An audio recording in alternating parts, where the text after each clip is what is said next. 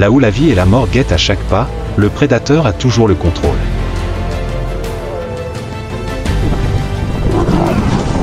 Mais cette fois, la proie ne s'enfuit pas. Pas de griffes acérées ni de vitesse extraordinaire, seulement la force du troupeau et une rage dévorante.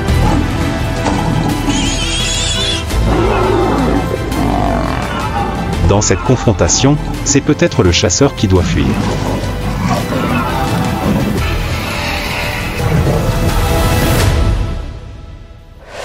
L'Okavango féroce. La rage du buffle sauvage. Dans le nord-ouest du Botswana, où les rivières ne se jettent pas dans la mer mais disparaissent tranquillement dans le désert, l'Okavango apparaît comme un miracle vivant au milieu des terres arides.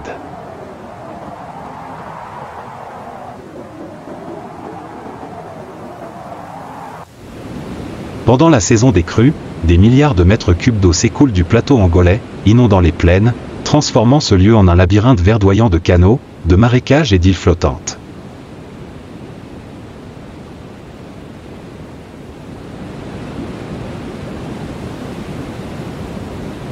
Mais la beauté n'est pas douce.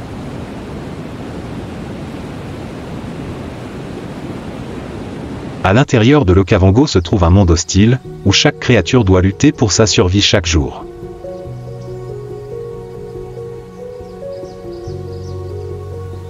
Les prédateurs rôdent dans l'obscurité.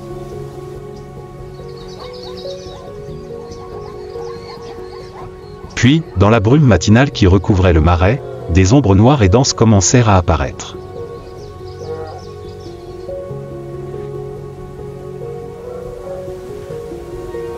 Le buffle d'Afrique a un corps musclé, un dos épais, 4 pattes robustes et une peau gris-noir poussiéreuse.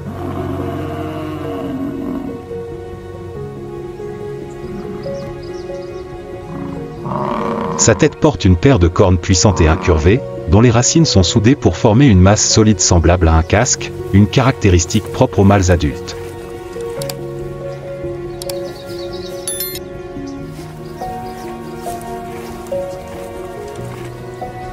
Leur regard est profond, calme, mais toujours étincelant de vigilance.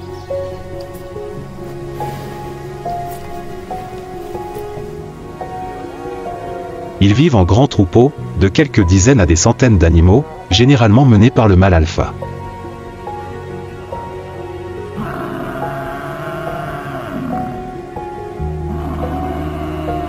Ils se déplacent ensemble pour trouver de l'eau, de l'herbe et éviter les ennemis.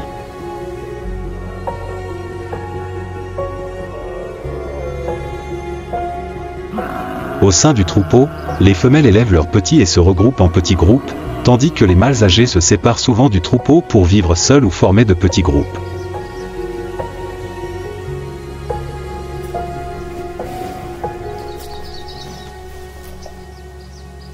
Pendant la saison des amours, les mâles se disputent la domination pour accéder aux femelles.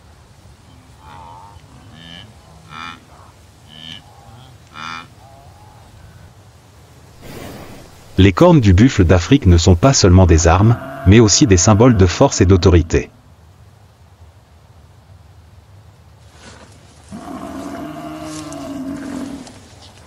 La base des cornes est large, fusionnée en une masse solide comme un casque, capable de résister à un impact violent sans se briser.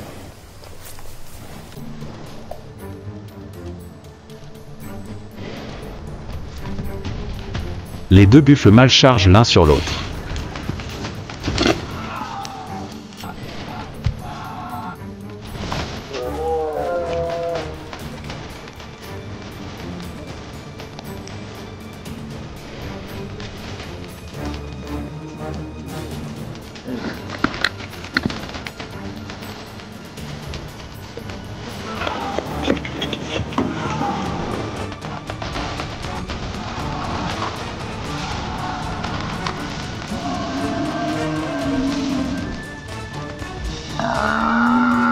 Le combat prend fin, il n'y a pas de sang, mais la réputation est établie.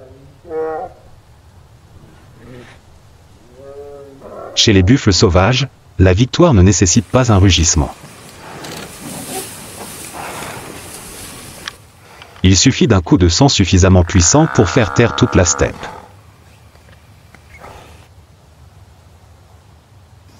le vainqueur a le droit d'approcher la femelle.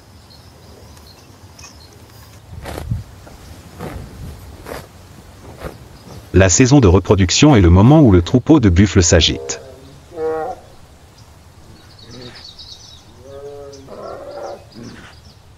Les femelles n'entrent généralement en chaleur qu'une fois par an et, pour choisir un partenaire, elles privilégient les mâles forts qui viennent de prouver leur force au combat.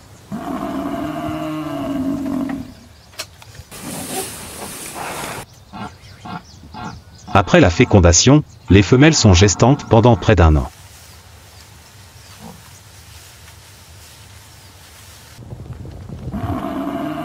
Elles se retirent souvent dans une végétation dense ou des zones isolées du troupeau pour mettre bas.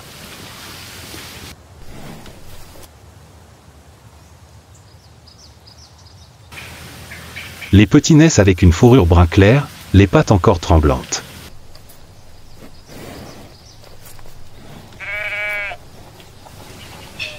Mais après seulement quelques heures, ils peuvent se tenir fermement, téter et commencer à bouger.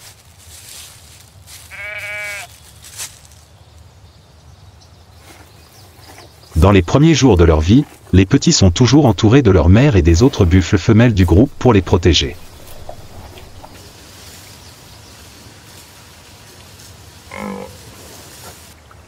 Dans un monde rempli de dangers, la naissance d'un nouvel individu est toujours porteuse d'espoir et de redoutables défis de survie.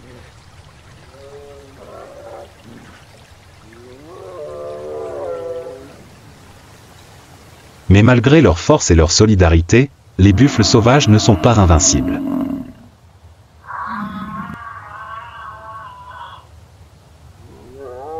Dans la nature, des forces contraignent toujours les plus forts à baisser la tête.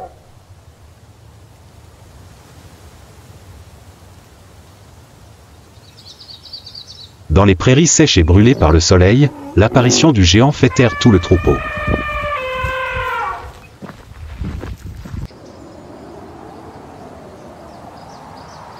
La méfiance n'est plus dissimulée.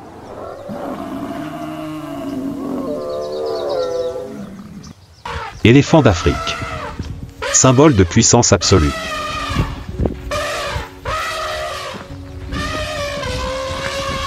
Leurs corps sont tels des rochers vivants et mobiles, pouvant atteindre 3 mètres de haut et peser plus de 6 tonnes.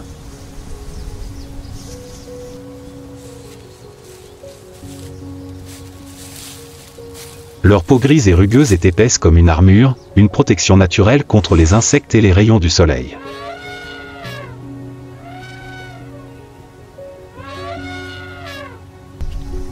Leur longue trompe est un outil polyvalent, à la fois main, nez et arme.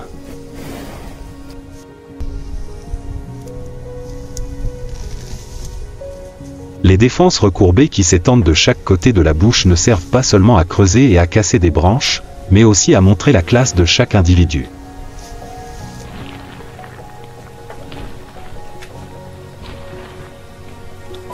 Leurs grandes oreilles, semblables à des éventails, battent constamment pour réguler leur température corporelle.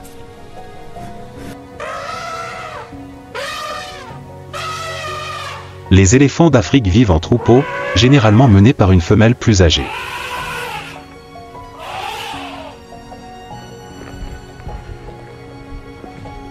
Ils tissent des liens étroits, protégeant leurs petits et partageant des souvenirs de terres riches en eau et en nourriture.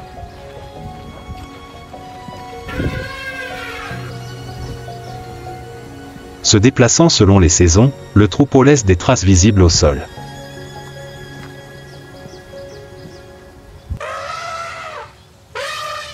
Des traces profondes sont marquées par des pas géants.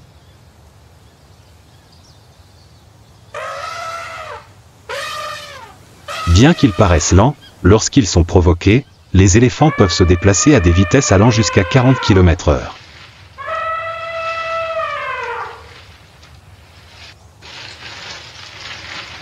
Et lorsqu'ils sont en colère, aucune espèce de la savane n'ose leur barrer la route.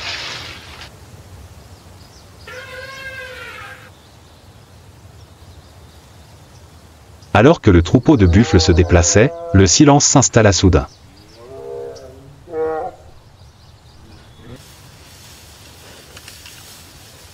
Au loin, une grande ombre apparut.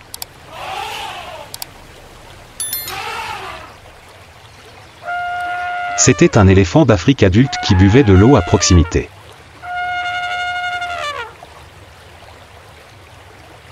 Le buffle chercha un endroit où boire et s'approcha.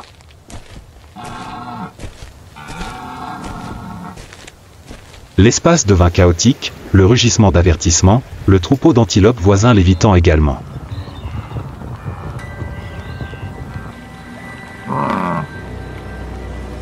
Le jeune buffle mâle, dont la fierté n'avait jamais été mise à mal, resta immobile, ignorant l'avertissement du géant.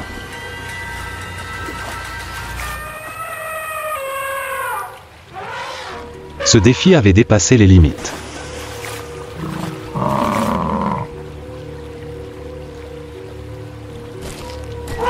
L'éléphant chargea.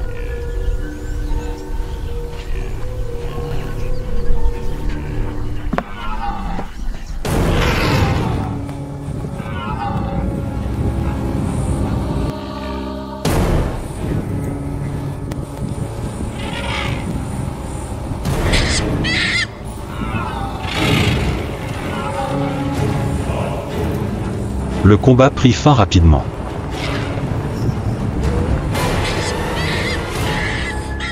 Malgré ses puissantes cornes, il ne put résister à la colère du géant.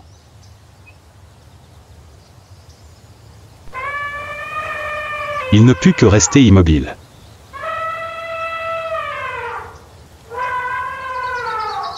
Sous le soleil brûlant, la poussière retomba.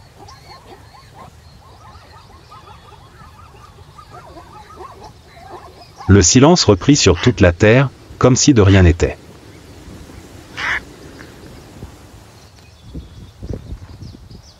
Seule demeura la silhouette immobile de celui qui avait osé affronter le pouvoir absolu.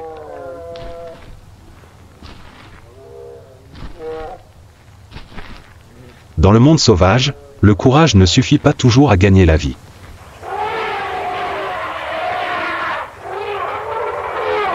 Un individu tombe. Mais une leçon est gravée dans la mémoire collective du troupeau.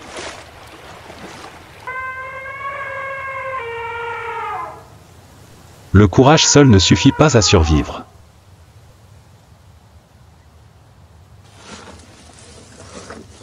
Le voyage doit continuer, car tout autour de lui regorge de dangers.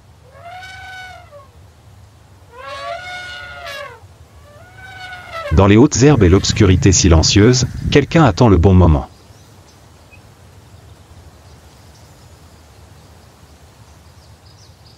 Les prédateurs ne dorment jamais. Lion. Le chasseur règne sur la savane.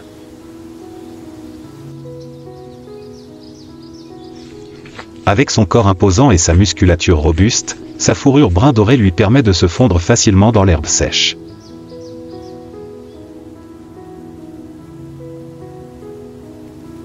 Les mâles se distinguent par une épaisse crinière autour de la tête, généralement dorée foncée à brun noir, qui leur confère une allure majestueuse et une protection lors des luttes pour le territoire ou les droits de reproduction.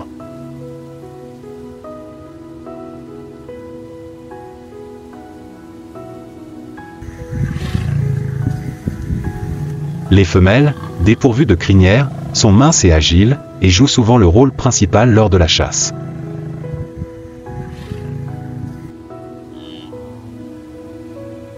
Ils vivent en groupes sociaux très structurés, composés de plusieurs mâles, de nombreuses femelles et de leurs petits.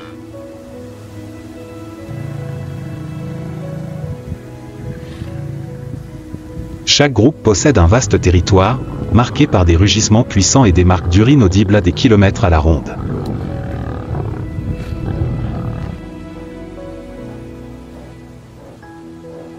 Les mâles sont chargés de défendre leur territoire et leurs petits contre les intrus, tandis que les femelles se chargent de trouver de la nourriture et d'élever la génération suivante.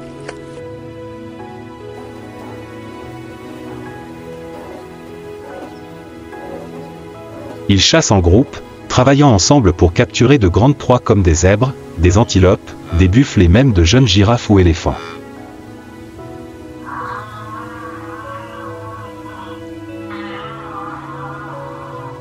Lorsqu'ils chassent, ils utilisent des tactiques furtives, profitant du terrain et du vent pour éviter d'être repérés.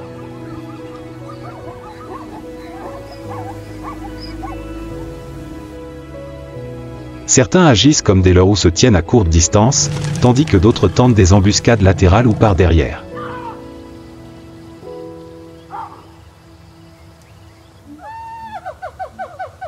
Ils sont généralement actifs la nuit ou tôt le matin, lorsque les proies sont au dépourvu et que le temps est frais.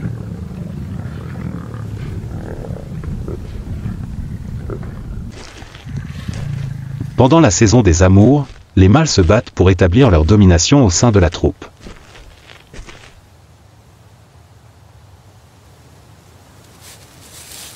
Les combats à coups de griffes et de crocs peuvent être féroces.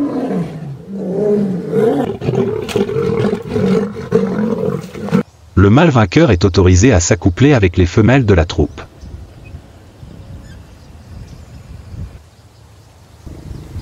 La gestation d'une lionne dure environ 110 jours et donne généralement naissance à 1 à 4 lionceaux.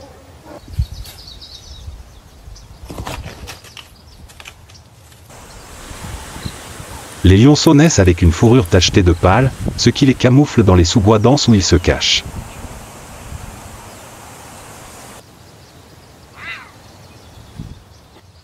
Pendant les premières semaines, ils sont cachés pour éviter les menaces des hyènes, des léopards ou même des lions mâles inconnus.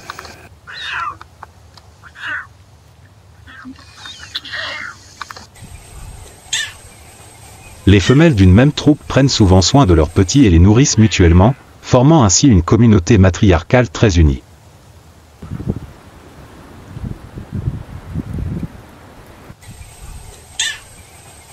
Les lions incarnent la force, la stratégie et l'esprit de meute.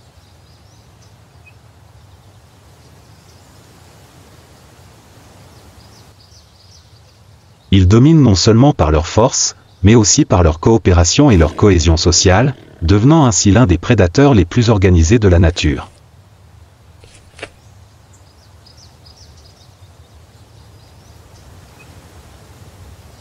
Cette fois, leur proie est un troupeau de buffles traversant les prairies brûlées par le soleil.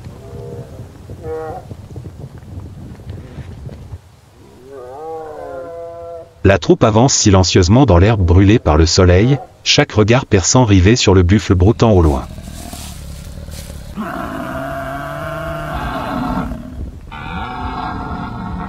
Aucun bruit, aucune hâte, seulement les battements du cœur et le souffle chaud caché derrière les roseaux.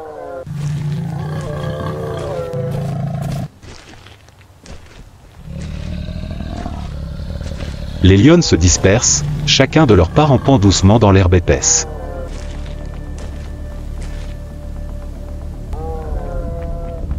Leur fourrure brun doré les fait disparaître, tels des fantômes informes.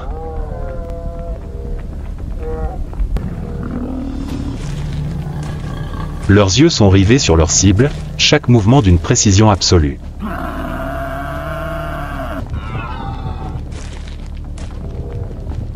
Elles jouent à une partie d'échecs mortels, où l'erreur n'est pas permise.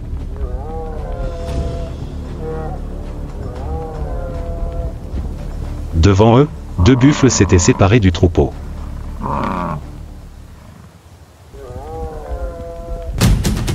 Ils s'arrêtèrent sur une étendue d'herbe plus verte, inconscients du danger qui les rapprochait.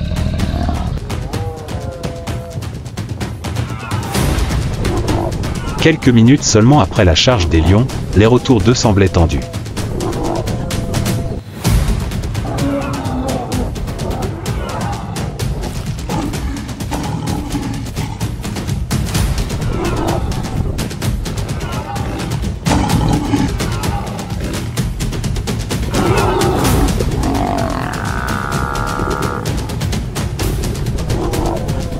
Soudain, un buffle agita ses cornes.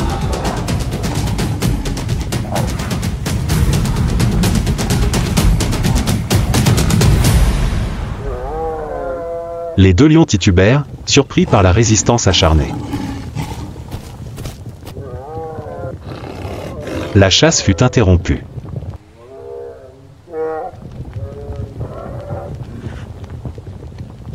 Face au regroupement fulgurant du troupeau, les lions se retirèrent silencieusement.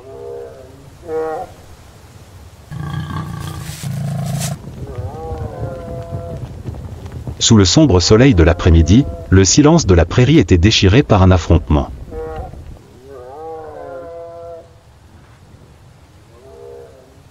Face aux redoutables chasseurs, mais cette fois, la proie était en colère.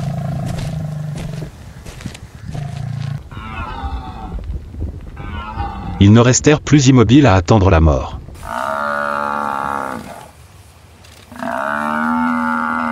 Dans la savane, les griffes et les crocs n'ont pas toujours le dernier mot.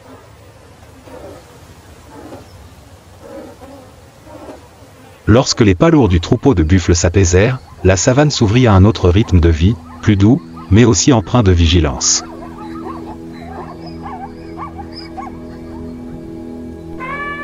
Non loin de là, des créatures plus gracieuses marchaient parmi les champs jaunes.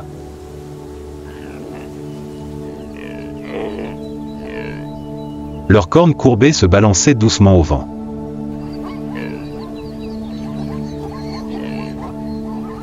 C'étaient des antilopes. Ces créatures n'avaient pas la musculature puissante ni les grandes cornes des buffles, mais elles dégageaient une beauté douce et une vitalité tenace.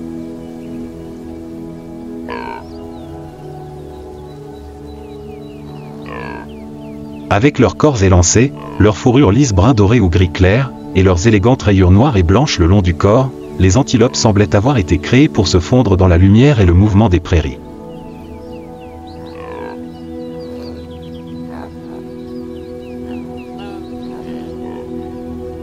Leurs longues pattes fines leur permettaient de sauter haut et de courir extrêmement vite, leurs oreilles dressées se tournaient toujours vers le moindre bruit, et leurs grands yeux brillants étaient constamment dirigés vers le danger.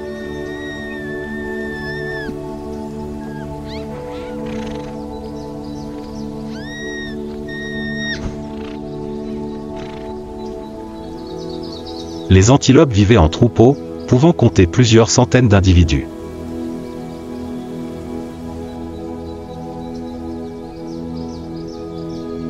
Elles étaient douces, alertes et ne quittaient jamais des yeux le paysage environnant.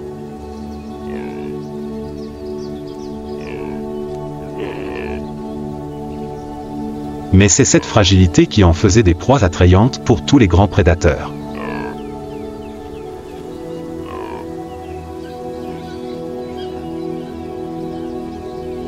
À chaque apparition d'une troupe de lions, les pas paniqués des antilopes s'élèvent comme des vagues, créant une symphonie muette de survie entre la vie et la mort.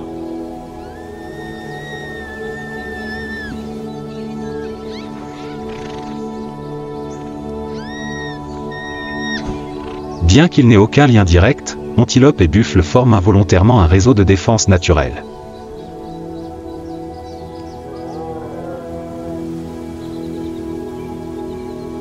Les buffles ont un odorat et un instinct de défense très développés, tandis que les antilopes se distinguent par leur vue perçante et leur capacité à détecter le danger de loin.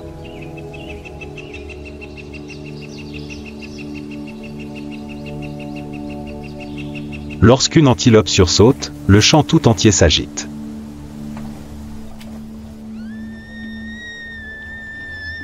Et lorsqu'un buffle s'arrête, le troupeau entier s'immobilise, obligeant les prédateurs à repenser leur stratégie d'approche.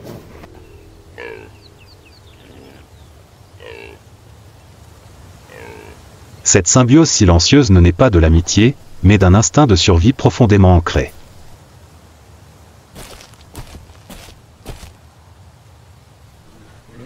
Tous comprennent que, pour survivre, ils ne peuvent pas rester seuls.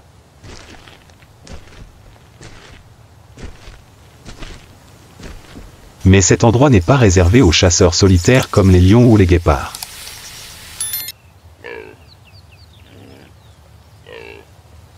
Des fantômes rôdent dans la nuit, ne nécessitant pas une force absolue, mais simplement de la patience et du nombre.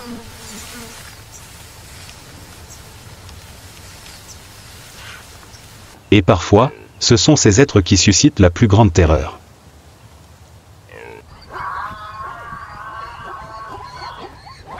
Les hyènes tachetées sont des prédateurs étranges, mais étonnamment efficaces.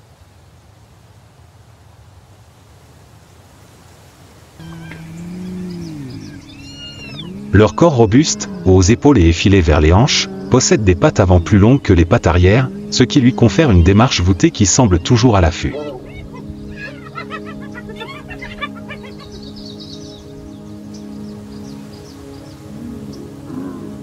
Leur fourrure gris-jaune est parsemée de taches brun foncé, leurs oreilles dressées et leurs larges mâchoires possèdent la morsure la plus puissante du monde des mammifères.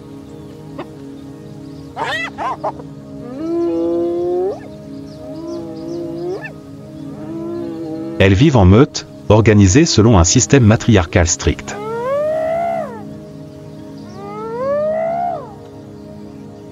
Les femelles sont plus grandes que les mâles, dominant à la fois leur rôle et leur droit de reproduction.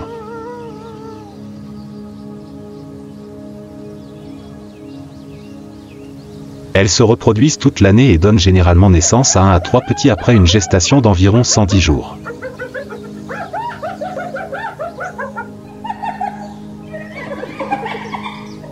Les petits naissent dans des tanières, les yeux ouverts et les dents de lait déjà percées.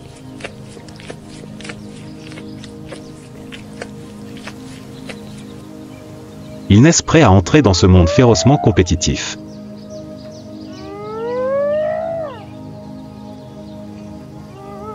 Contrairement à de nombreux prédateurs qui comptent sur leur vitesse ou leur frappe mortelle, les hyènes tachetées choisissent de poursuivre leur proie jusqu'à l'épuisement.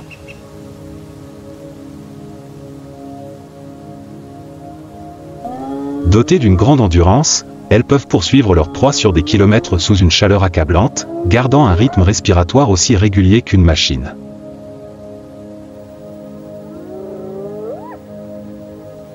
Lors d'une attaque, la meute unit ses forces pour se diviser, encercler et attaquer de toutes parts.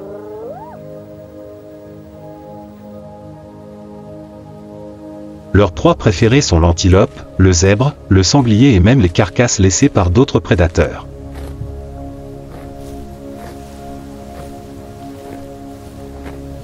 Ne perdant aucune occasion, les hyènes tachetées préservent la propreté de ce territoire.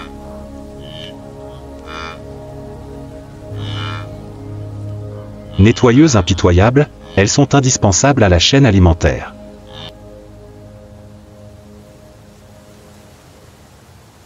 Alors que le soleil commençait à projeter de longues ombres sur la savane de l'Okavango, un troupeau de buffles se dirigeait vers l'eau.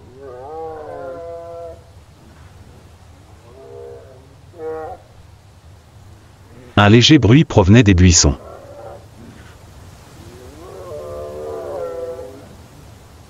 Ce n'était ni le vent, ni les pas des zèbres.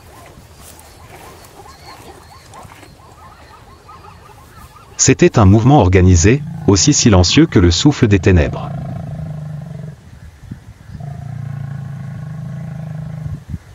La savane semblait retenir son souffle.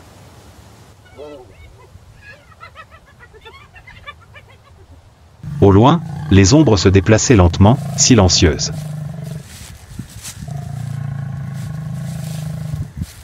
Les hyènes se déployaient silencieusement, zigzagant dans l'herbe sèche.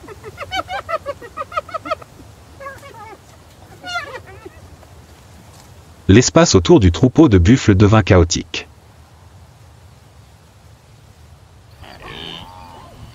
Des rugissements retentirent, des sabots claquèrent sauvagement et la poussière vola de tous côtés.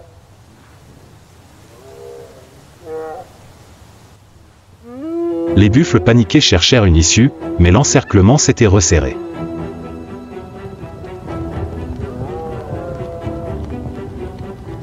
Ils n'étaient pas pressés, ils attendaient simplement. Un mâle marchait lentement derrière eux.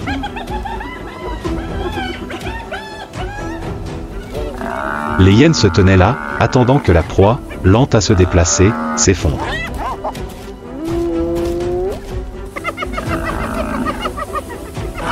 Il semblait que le sort de cette proie lente était scellé.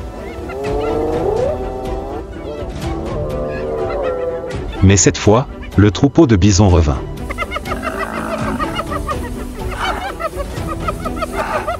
Ils chargèrent les prédateurs. Les hyènes furent effrayées. Elles se dispersèrent, battant précipitamment en retraite, incapables de se coordonner. La chasse s'interrompit dans le chaos. Les rugissements résonnèrent dans la prairie. Cette fois, non pas ceux des chasseurs, mais ceux des contre-attaquants. Les guerriers bisons se tenaient dans la poussière, aussi solides qu'une forteresse. Personne n'était laissé pour compte. Personne ne tomba. Dans cette prairie, il y eut des moments qui firent tourner la tête même aux chasseurs. Et il y eut des jours où le courage l'emporta sur les griffes. Le soleil se coucha, teintant la prairie de rouge. Le troupeau de bisons formait un cercle serré autour des individus faibles. Il n'y eut pas de rugissement de victoire, seulement la vie, maintenue en vie par la solidarité. Le soleil disparut peu à peu à l'horizon.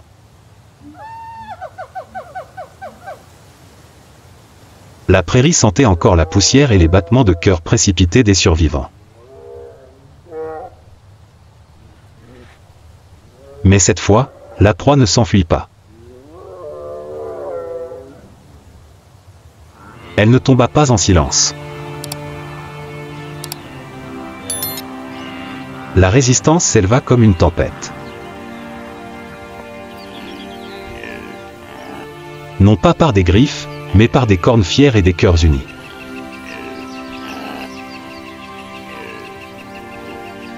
Le troupeau de bisons s'est dressé, rassemblant ses forces pour former un bloc uni.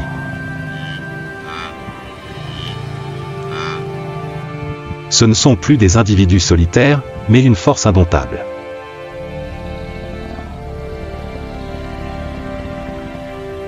Lorsque le chasseur bat en retraite, le silence revient.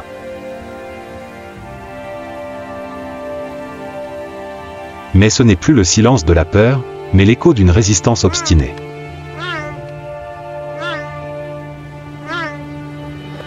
C'est l'Afrique sauvage, même la proie sait se mettre en colère, se battre et refuse de se rendre. La nature recèle encore des histoires de survie fascinantes. Abonnez-vous à la chaîne et activez la cloche pour ne rien manquer des moments inoubliables au cœur de la nature sauvage.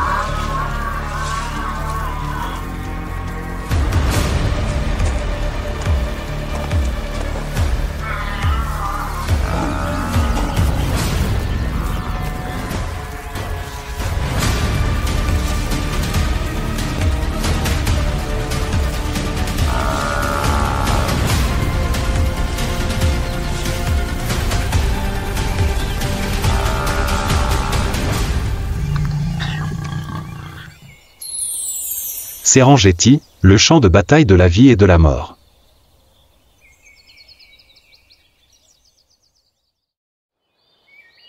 L'aube se lève sur le Serengeti. Les premières lueurs se profilent à l'horizon, recouvrant les prairies d'une douce et brumeuse couche d'or pâle. L'espace tout entier semble s'immobiliser dans un instant éternel, d'une beauté à couper le souffle. Une sérénité si profonde qu'elle fait oublier qu'ici, la vie est toujours synonyme de danger.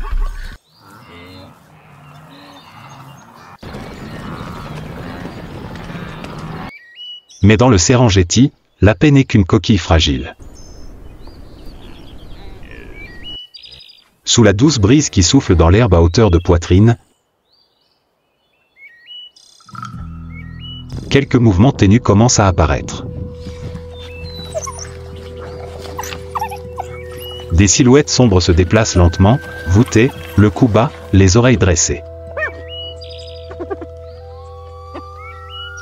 Nul besoin de rugir, nul besoin de courir. Elles se déplacent simplement silencieusement dans l'herbe telles des fantômes. C'est la hyène tachetée.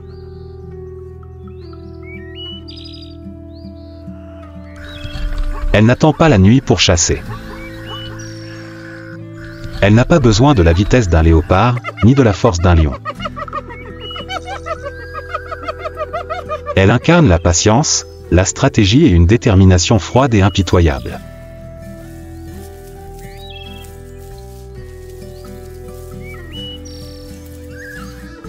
Les yeux des hyènes brillent d'or au soleil matinal, non pas à cause de la lumière, mais parce qu'elles ont flairé la viande.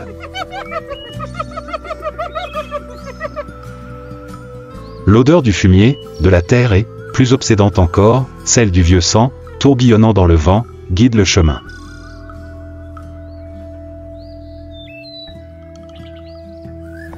Au loin, un troupeau d'antilopes du Sénégal avance lentement dans une trouée entre deux acacias.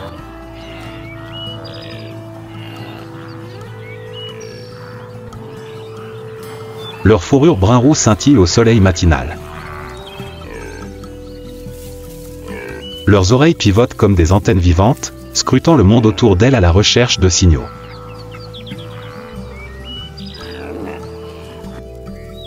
Mais rien ne laisse penser qu'elles sont suivies.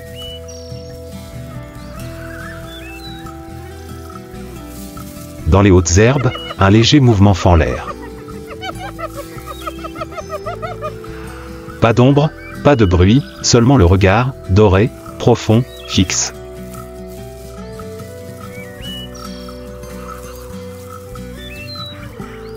Un lionceau s'égare à la lisière du troupeau, et cela suffit. Le vent était favorable. Le moment était venu. Pas d'alarme. Pas de sifflement. Les hyènes se déplaçaient comme une vague. Un encerclement rapide, un bond décisif, et la chasse était terminée avant que le soleil ne se lève au-dessus des arbres.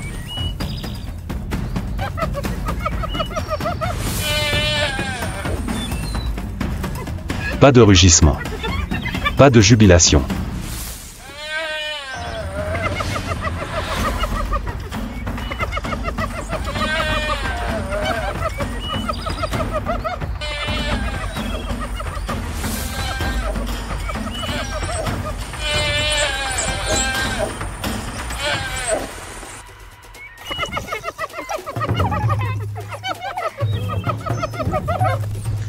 Juste le bruit de la chair qui se déchire, des os qui craquent, et des yeux scrutant constamment la zone.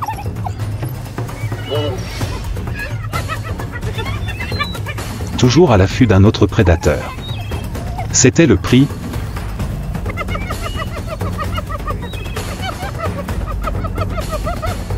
Mais le garder était la véritable victoire.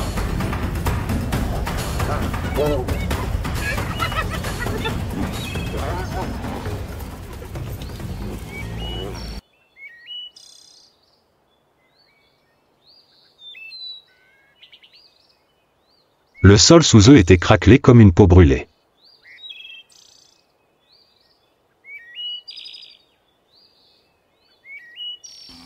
Une odeur âcre de poussière et de crottin séché flottait dans l'air. La pluie n'était pas encore arrivée. Et les prairies mouraient en silence. Quelques jours plus tard, la nourriture avait disparu. Il n'y avait plus de charogne, plus de sang frais. Le vent ne portait que des cris rauques et des yeux perdus.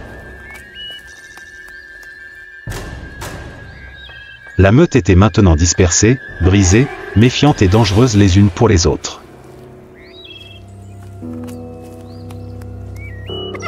La faim n'était plus un sentiment. Elle était devenue un état, une partie du regard, du souffle, de la claudication qui ne pouvait plus dissimuler la perte de confiance.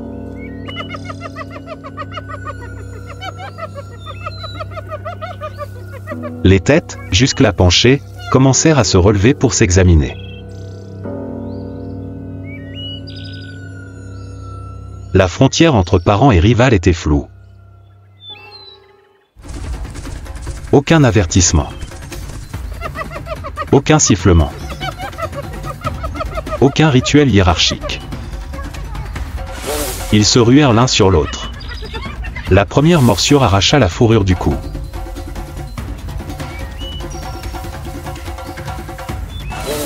Le sang gicla, un hurlement retentit. L'un fut mordu, ne courut pas, il mordit le museau de l'adversaire. La riposte, non pas pour l'honneur, mais pour la vie.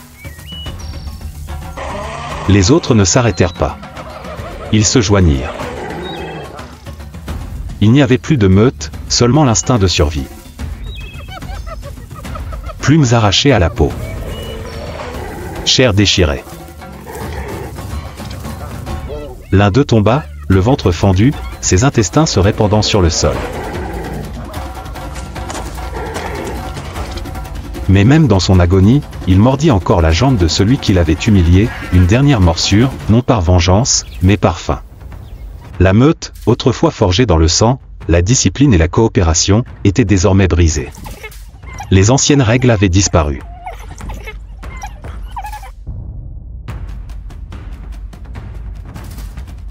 Il ne restait que des os, des dents et un instinct de survie.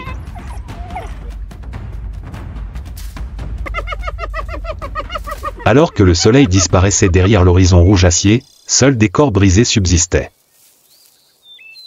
Les rares survivants se traînèrent dans l'obscurité, la bouche encore tachée du sang de leurs semblables.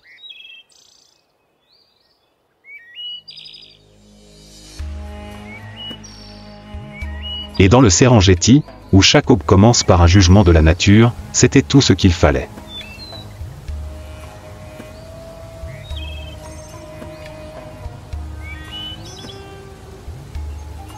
Au milieu des prairies ardentes du Serengeti, le soleil brûlait l'air d'une lumière blanche et crue, projetant des vagues de chaleur sur le sol. Le vent était calme, pas une seule branche d'acacia ne bougeait, et rien ne pouvait bloquer la chaleur venant d'en haut. Cependant, à l'orée du seul arbre visible, une silhouette apparut, tranquille, non dissimulée. C'était une lionne adulte, membre essentiel d'une troupe locale qui dominait ces terres. Sa fourrure d'un doré pâle se fondait parfaitement dans l'herbe brûlée,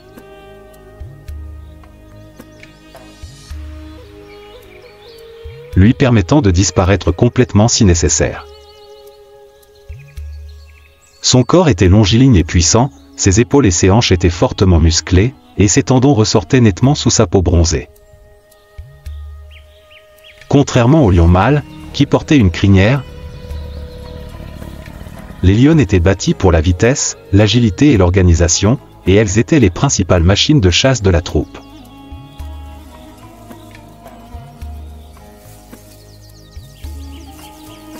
Une lionne adulte peut peser entre 120 et 180 kg et vivre environ 10 à 14 ans à l'état sauvage.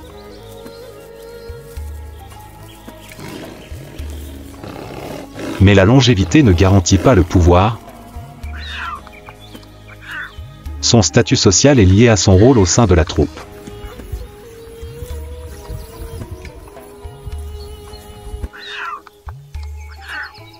Les lionnes ne sont pas que des chasseuses. Elles sont au cœur de la structure sociale, elles élèvent les lionceaux,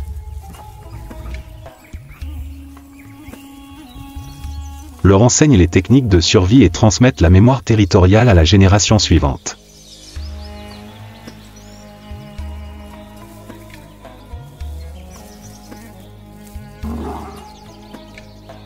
Une troupe de lions est l'un des rares grands félins à vivre en groupe.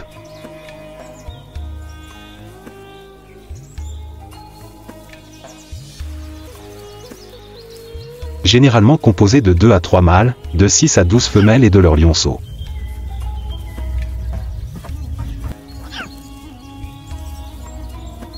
Chaque lionne est liée par le sang, étant sœur, mère, tante et nièce.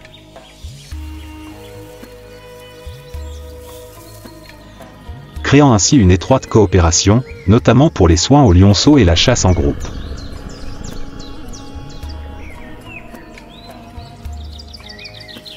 La saison de reproduction n'est pas fixe. Lorsqu'une lionne entre en chaleur, qui dure généralement de 4 à 8 jours, elle recherche activement les mâles de la troupe. Contrairement à la férocité de la chasse, l'accouplement chez les lions est très fréquent.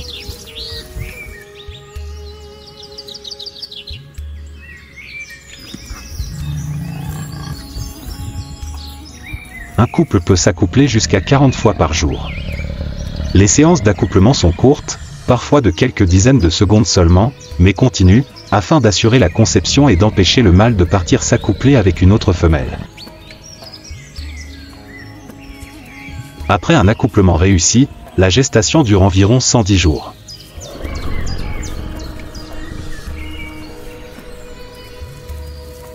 À l'approche de la mise bas, la lionne quitte la troupe et trouve un endroit isolé dans les buissons ou les rochers pour mettre bas.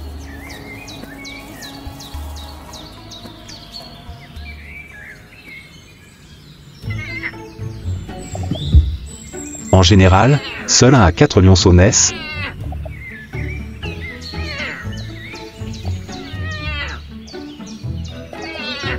Pesant environ 1 à 2 kg et doté d'une fourrure tachetée semblable à celle du léopard. Cette rayure s'estompe progressivement avec la croissance.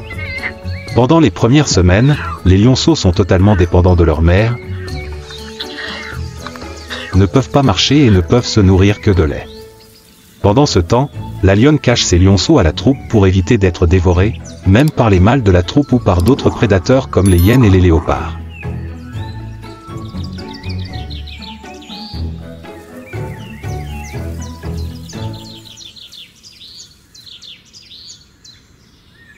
Sous le soleil de midi du Serengeti, la troupe de lionnes n'est pas encore partie. La température continue de grimper, mais les ombres des prédateurs rampent silencieusement sur l'herbe brûlée.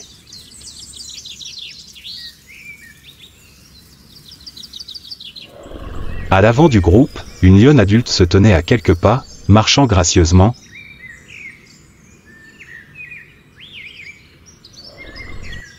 Le regard fixé au loin,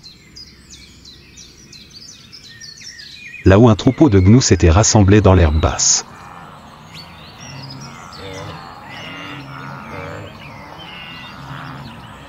Ce n'était pas une femelle qui venait de mettre bas, ni celle qui portait le fardeau de la maternité, mais une véritable chasseuse.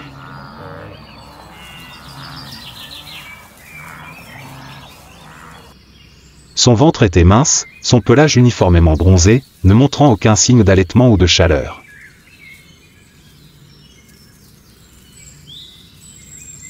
Au contraire, on y respirait le calme d'une lionne habituée à la distance, au vent, à l'attente et à la détermination. Son regard expérimenté révélait l'expérience de nombreuses saisons sèches, de nombreuses chasses manquées, et même de sanglants combats territoriaux.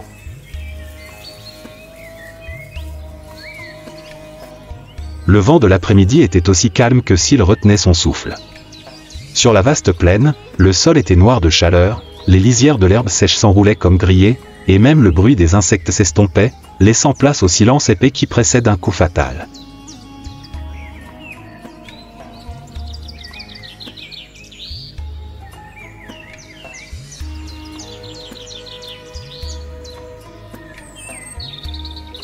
Dans l'herbe jaune et brûlante, rien ne restait immobile.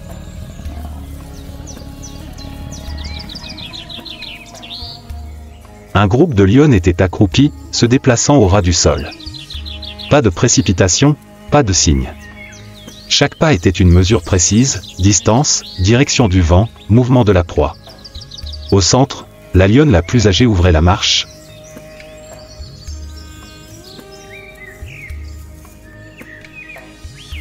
Pas forcément la plus forte, mais la plus expérimentée, dotée d'un jugement supérieur. Son regard se posa sur un seul individu du troupeau de gnous dispersés au bord du creux. un jeune mâle, à la démarche décalée, à une distance alarmante du troupeau. Les prairies semblaient endormies, mais la chasse avait commencé. C'était un gnou mâle adulte, mais encore jeune, à la démarche maladroite, la tête haute par rapport aux plus expérimentés, et il ne se tenait pas à une distance égale du troupeau.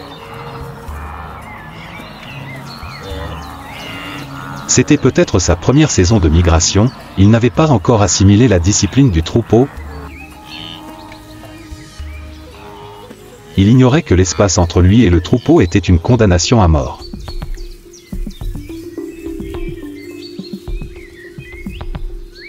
Les gnous ne sont pas lents. Au contraire, ils courent très vite, pouvant atteindre 80 km/h. Mais la vitesse ne fait pas tout. Réflexe, vigilance et compréhension du terrain sont des facteurs déterminants. Or, le jeune gnou n'en avait pas. Depuis l'herbe basse, la troupe de lionnes se dispersa dans plusieurs directions. L'une resta en avant. L'autre tourna en rond par la gauche. La troisième se faufila derrière. Le plan était arrêté. Tout se passa dans un silence absolu, seul le bruit des pas piétinant l'herbe sèche était comme les notes basses et douces d'une symphonie mortelle.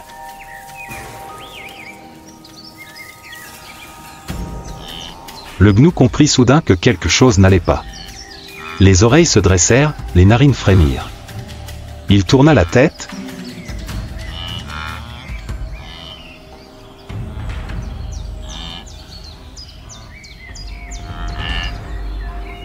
Et à cet instant, la lionne devant lui chargea comme une ombre dorée. La poussière s'élevant comme une vague. L'antilope réagit instinctivement, se retournant et courant.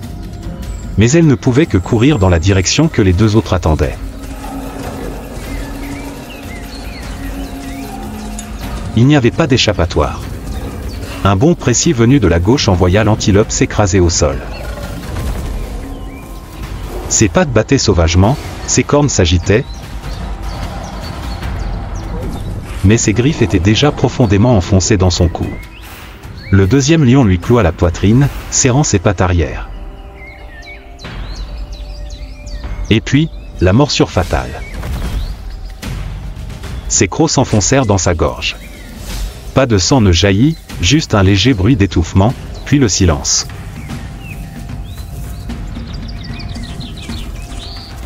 La poussière n'était pas retombée. L'herbe n'avait pas encore repoussé.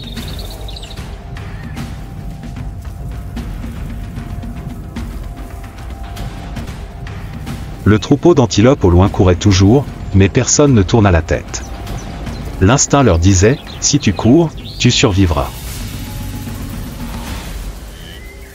Les lionnes se tenaient autour de la carcasse.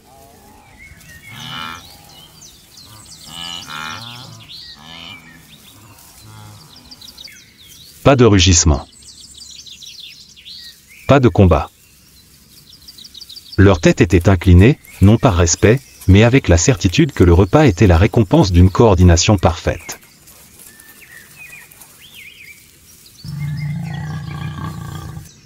Et sous le soleil ardent du Serengeti, où la naïveté n'a pas sa place,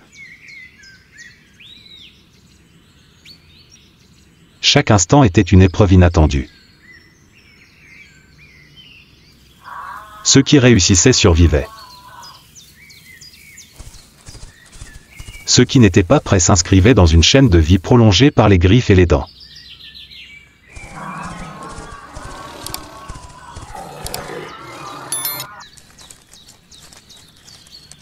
Le soleil de midi frappait encore les prairies du Serengeti tel un rideau de feu inébranlable.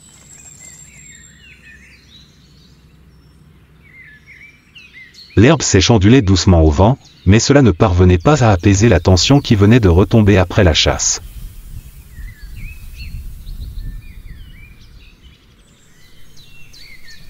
Au loin, les gnous continuaient d'avancer, sans un instant de répit, sans un regard en arrière.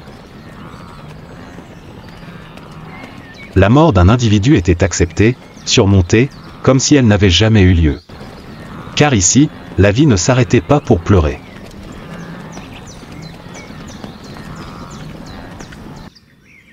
Sur le sol encore taché de sang, les lions avaient commencé leur repas. Il n'y avait ni rugissement, ni combat. Ils mangèrent en silence, un ordre instinctif et un rôle établi au fil des ans.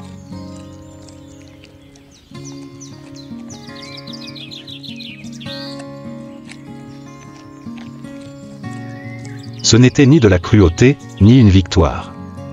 C'était juste un maillon supplémentaire dans le cercle fermé de la nature.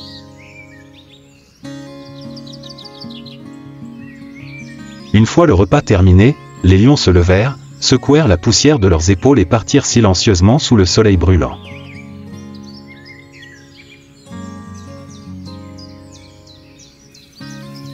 Ils ne se retournèrent pas.